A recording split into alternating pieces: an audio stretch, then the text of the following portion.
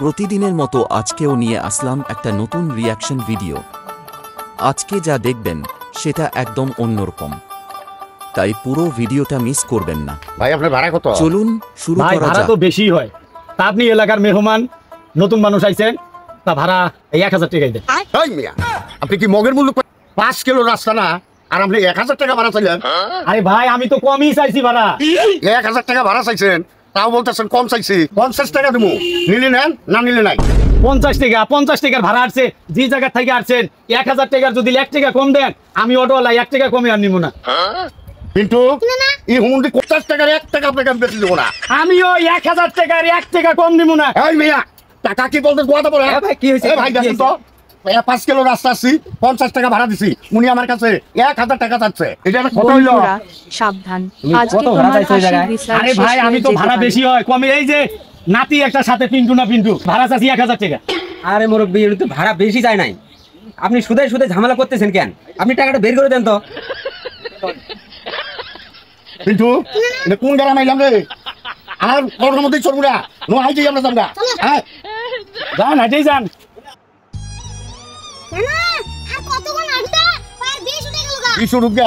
এই অবস্থায় জানা গো, তুই যে অবর্ধতা গ্রামে নিয়ে আইছস, হাইটা যাওয়াই ভালো, তবু 1000 টাকা ভাড়া দাম না।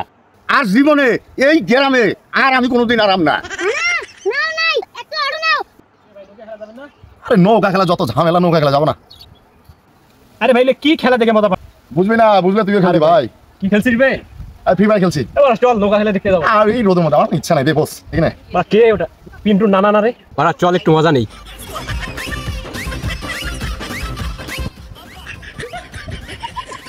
মামা কোন থেকে আসলেন? কই থেকে এসে আপনার চেয়াতেন কিসের জন্য? চলে একটু বসি না।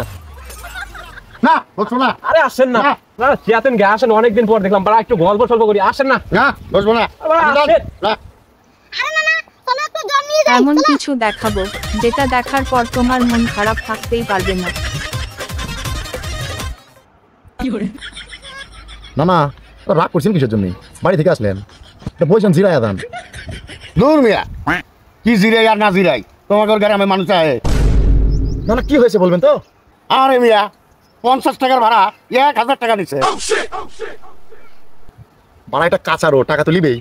তারপর তাইলে দেখে তো মনে হচ্ছে ভালোই আছেন। ওই ইঞ্জিন কি আগের মতোই আছে? ইঞ্জিন ঠিক নাই মানে? তুমি কি খবর চাও? হ্যাঁ ভাড়া আপনার রাগ দেখে তো মনে হচ্ছে ওই আমাদের গ্রামে ওই ইঞ্জিন ঠিক করার লোক আছে, নেবেন ঠিক করে। কিন্তু চল না, হুমুন্দিরে কয় কি রে? হ্যাঁ কই যান? বসেন, আরেকটু গল্প করি। আর একটু গল্প করে দিয়ে আগুন।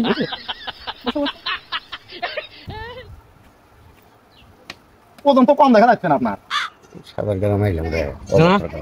আর একটা কথা শুনলাম, নানি নাকি পালাই গেছে। চেষ্টা একেবারে প্লাট দেশ ভাবছিলাম কিছুই হবে না, আর এই তাই হয়েছে সব।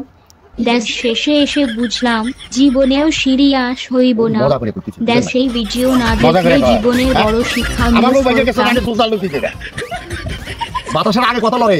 কিন্তু তুই কি করছ? হ্যাঁ এটা তো নানি বাড়ি এলাকা, কেমন করে কবি তুই? তোর আশ্রম হচ্ছে বাকি হয়ে গেছে। আজ আমি নিয়ে গেলাম।